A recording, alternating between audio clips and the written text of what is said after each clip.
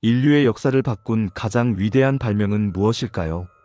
누군가는 바퀴라고 말하고 또 누군가는 문자나 농경을 떠올리기도 합니다. 하지만 오늘 우리가 함께 살펴볼 주인공은 너무나 익숙해서 오히려 그 위대함을 잊고 지낸 존재입니다. 바로 불, 그리고 그 불 위에 올려진 고기입니다. 불을 발견하고 그 위에서 고기를 구워 먹기 시작한 순간 인류는 단순히 음식을 바꾸는 데서 그치지 않았습니다. 몸이 바뀌고 뇌가 바뀌고 사회가 바뀌고 결국 문명 전체의 모습이 달라졌습니다.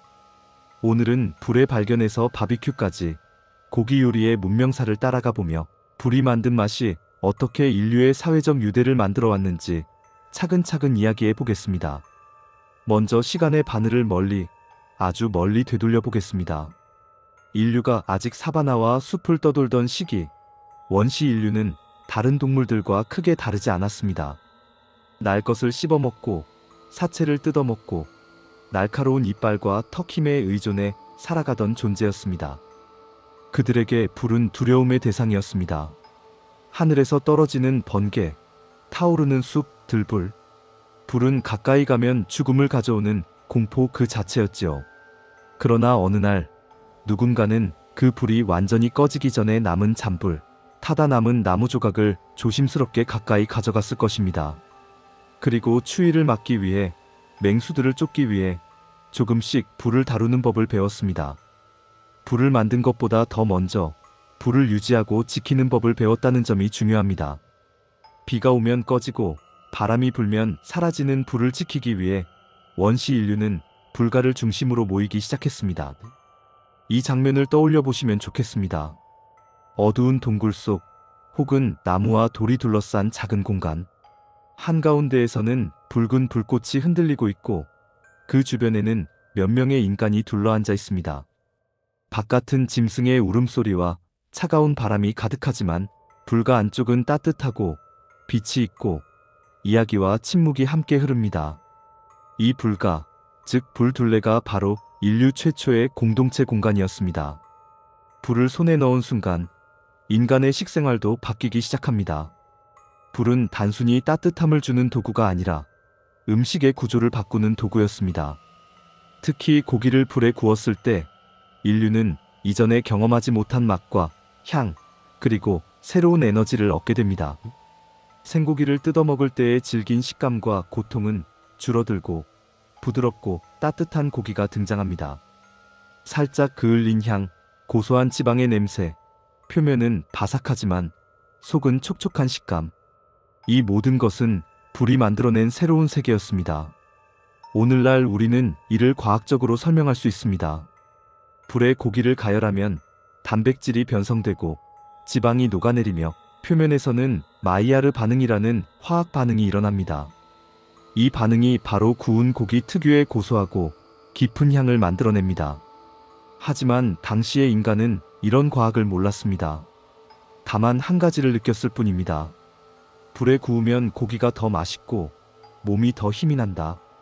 불에 익힌 고기는 소화가 훨씬 쉬웠습니다.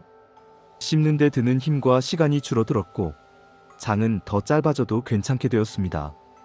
이 과정에서 인류의 뇌는 더 많은 에너지를 공급받을 수 있게 되었고 이는 장기적으로 인간의 지능 발달과 사회적 행동의 발전에 깊은 영향을 미치게 됩니다. 다시 말해 인류가 불 위에서 고기를 구워 먹기 시작한 순간은 맛의 혁명이자 몸의 혁명, 그리고 뇌의 혁명이었습니다. 이제 불에 익힌 고기를 둘러싼 사회적 변화를 살펴보겠습니다. 고기는 다른 음식과는 달랐습니다. 곡물이나 열매는 개인이 따로따로 모을 수 있지만 큰 동물의 고기는 그렇지 않았습니다. 사냥은 협력 없이는 성공하기 어렵고 한번 사냥에 성공하면 한 사람이 혼자 먹기엔 너무 많은 양이었습니다. 따라서 고기를 나누는 행위는 자연스럽게 공동체의 규칙이 되고 동시에 사회적 유대를 강화하는 의식이 됩니다. 불가에서 나누어 먹는 고기는 단순한 칼로리의 분배가 아니었습니다. 누가 사냥을 주도했는지, 누가 위험을 무릅썼는지, 누가 공동체에 기여했는지에 따라 고기의 몫이 달라지기도 했습니다. 고기는 곧 공정함과 신뢰를 시험하는 상징이 되었습니다. 공평하게 나누는 집단은 살아남았고 특정 사람만 독식하려는 집단은 내부 갈등과 분열을 겪었을 것입니다. 이 때문에 고기를 나누는 자리는 늘 이야기와 규칙, 그리고 감정이 얽힌 공간이었습니다. 오늘날 우리가 고기를 구워 먹으면서 자연스럽게 대화를 나누고 함께 웃고 때로는 중요한 이야기를 꺼내는 것도 이런 오랜 기억의 잔향이라고 볼 수 있습니다. 고기는 혼자 먹을 수도 있지만 원래는 함께 먹기 위해 존재하는 음식이었습니다. 고기가 귀했던 시절, 고기를 나눠 먹는다는 것은 상대를 공동체의 일원으로 인정한다는 뜻이었습니다. 당신은 우리 편입니다. 그래서 이 소중한 고기를 함께 나눕니다. 라는 침묵 속의 약속이 그 자리에 깔려 있었던 것이죠. 그래서일까요? 지금도 누군가와 진짜로 가까워지는 순간을 떠올려 보면 함께 고기를 구워 먹었던 기억이 자연스럽게 떠오르곤 합니다. 고기는 곧 특별한 음식이 되었습니다. 매일 먹는 음식이 아니었고 날마다 충분히 공급될 수 있는 자원도 아니었습니다. 그렇기 때문에 인류는 고기를 특별한 날과 특별한 존재에게 바치는 음식으로 여기기 시작합니다. 바로 신과 왕, 조상입니다. 고대 문명에서 제사는 대부분 고기를 바치는 의식과 깊이 연결되어 있습니다. 고기를 태워 신에게 연기를 올리거나 도축한 고기를 제단에 올리고 나머지는 공동체 구성원들이 나누어 먹는 방식이 일반적이었습니다. 이때 고기는 단순한 음식이 아니라 신과 인간을 이어주는 매개이자 권력과 질서를 보여주는 상징이었습니다. 누가 제사를 주관하는가, 누가 고기의 가장 좋은 부위를 차지하는가, 누가 고기 가까이 앉을 수 있는가, 이러한 모든 요소는 사회 구조를 그대로 보여주었습니다. 고기는 보이는 권력이었습니다.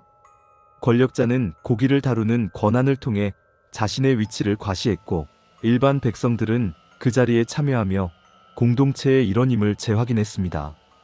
축제에서도 마찬가지였습니다. 수확이 끝난 날, 전쟁에서 이기고 돌아온 날, 왕이 즉위한 날, 결혼식이나 큰 경사가 있는 날에는 늘 고기가 등장했습니다. 많은 사람을 한자리에 불러 모으고 그들에게 잔치의 기억을 남기기 위해서는 무엇보다 푸짐한 고기가 필요했습니다. 고기는 축제의 중심이었고 축제는 사회적 유대를 확인하는 시간, 즉 우리는 하나의 무리다라는 감정을 새롭게 다지는 순간이었습니다. 지금 우리가 명절이나 기념일, 회식이나 중요한 모임에서 자연스럽게 고기 구이를 떠올리는 것도 이런 오랜 습관의 연장선이라고 볼 수 있습니다. 고기는 여전히 중요한 날의 음식이고 함께 모이는 음식입니다. 이제 시선을 세계 곳곳으로 넓혀보겠습니다. 불 위에 고기를 올려놓는 행위는 인류 공통의 경험이지만 그 방식과 의미는 지역마다, 문화마다 조금씩 달라졌습니다. 여기서부터는 불과 고기가 어떻게 서로 다른 문명 속에서 서로 다른 얼굴을 갖게 되었는지 살펴보겠습니다. 먼저 서양으로 가보겠습니다. 고대 그리스와 로마에서는 이미 구운 고기 문화가 발달해 있었습니다. 신에게 바치는 제사에서 고기를 불 위에 태우며 향을 올리고 남은 살코기를 사람들과 나누어 먹는 의식은 종교와 식사가 결합한 형태였습니다. 로마 시대의 피크닉과 연회에서는 커다란 고기 덩어리를 통째로 구워 잘라 먹는 요리가 자주 등장했고 이는 권력과 부를 과시하는 수단이 되기도 했습니다. 중세 유럽의 성안을 떠올려 보시면 좋겠습니다. 큰 홀 가운데에서는 장작불이 타오르고 쇠꼬치에 꿰인 고기가 천천히 회전하며 구워지고 있습니다. 기사와 귀족, 그리고 하인들이 그 주변에 모여 식사를 합니다. 거대한 고기 덩어리에서 얇게 잘라 먹는 이 장면은 중세 서양의 전형적인 고기 문화였습니다. 불 위에 천천히 돌려 구운 양고기, 돼지고기, 소고기는 오랜 시간과 연료를 필요로 했기에 이 또한 부와 권력의 상징이었습니다. 이제 시선을 동쪽으로 돌려보겠습니다. 동아시아에서도 오래전부터 고기를 숯불에 굽거나 화로에 올려 구워 먹는 문화가 존재했습니다. 중국에서는 고기를 얇게 썰어 빠르게 볶거나 굽는 기술이 발달했고 중앙아시아와 서아시아로 가면 꼬치에 고기를 꿰어 구워 먹는 케밥 문화가 등장합니다. 이는 유목민들이 이동하면서도 쉽게 고기를 조리하고 나눠 먹을 수 있는 효율적인 방식이었습니다. 우리에게 익숙한 불고기와 숯불구이 역시 긴 역사를 가지고 있습니다. 얇게 썬 고기를 양념에 재워 불 위에서 빨리 구워 먹는 방식은 연료를 아끼면서도 많은 사람이 동시에 함께 먹을 수 있게 해줍니다. 마치 원시 인류가 불가에 둘러앉아 고기를 나눴던 모습이 조금 더 세련된 형태로 되살아난 것이라고 볼 수 있습니다. 또한 중동과 지중해 지역에서 발달한 바비큐와 꼬치구이, 남미의 아사도, 미국 남부의 바비큐 문화까지 각 지역은 기후와 가축, 연료와 사회 구조의 차이 속에서 저마다 독특한 고기 구이 문화를 만들어 왔습니다. 하지만 공통점이 하나 있습니다. 고기는 거의 언제나 혼자 먹기보다는 함께 먹는 음식이었다는 것입니다. 이제 조금 더 근대와 현대에 가까운 시대로 와보겠습니다. 오늘날 우리가 떠올리는 바비큐는 단순히 고기를 굽는 기술이 아니라 하나의 라이프 스타일입니다. 야외에서 숯불을 피우고 그릴 위에 고기를 올리고 가족과 친구, 동료와 함께 먹고 마시는 장면. 이것은 현대 사회에서 인간이 사회적 유대를 확인하는 대표적인 방식 중 하나가 되었습니다. 미국을 예로 들어보겠습니다. 미국 남부 지역에서 발전한 바비큐 문화는 흑인 노예들의 노동과 농업 경제, 그리고 가축 산업의 변화를 모두 품고 있습니다. 돼지고기와 소고기를 낮은 온도에서 오랜 시간 훈연하여 부드럽게 익히는 바비큐는 값싼 부위를 맛있게 만드는 지혜이자 많은 사람에게 한꺼번에 음식을 제공할 수 있는 방식이었습니다. 노동이 끝난 뒤 혹은 축제와 휴일에 온 마을, 사람들이 모여 바비큐를 나눠 먹는 장면은 공동체 문화를 유지하는 데 중요한 역할을 했습니다. 산업혁명 이후 냉장 기술과 교통망이 발달하면서 고기는 점점 더 많은 사람들에게 일상적인 음식이 되었습니다. 고기는 더 이상 왕과 귀족만의 음식이 아니라 중산층과 노동자에게도 비교적 접근 가능한 식품이 되었습니다. 이 과정에서 바비큐는 풍요와 여가를 상징하는 음식이 되었습니다.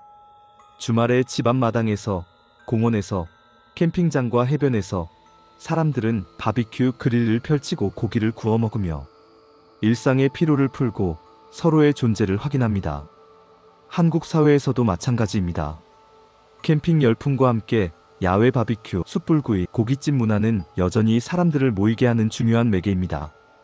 삼겹살을 구워 먹으며 나누는 대화, 직장 회식에서의 고기 한 점, 가족들이 오랜만에 모였을 때 차려지는 고기 요리는 모두 현대판 불가의 시간이라고 할 수 있습니다.